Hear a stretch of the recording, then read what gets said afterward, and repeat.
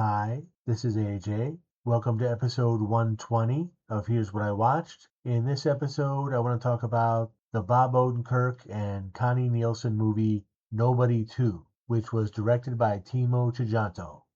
I did like this movie. It's definitely worth seeing. I didn't like it quite as much as the first Nobody movie. It falls a little short of that, but I did like it and I do recommend it. And what the movie's about, it's about a guy who once lived the quiet life of a suburban family man, but has reluctantly re-embraced his shadowy past as a deadly government operative known only as Nobody. And after the events of the last movie and all of the fallout from that, he's now working off a lingering debt to a shadowy figure from his old life, taking on jobs that demand his particular set of skills. But despite all that, he does remain devoted to his family, and he wants to protect them from the darker side of the work that he does.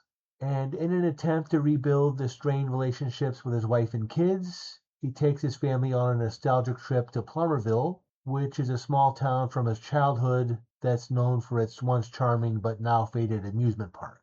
And their family vacation does start off pleasant enough, but his son gets into a fight with a local bully, and that sets off a whole chain of events that drags them into conflict with a corrupt sheriff and the criminal syndicate controlling the town.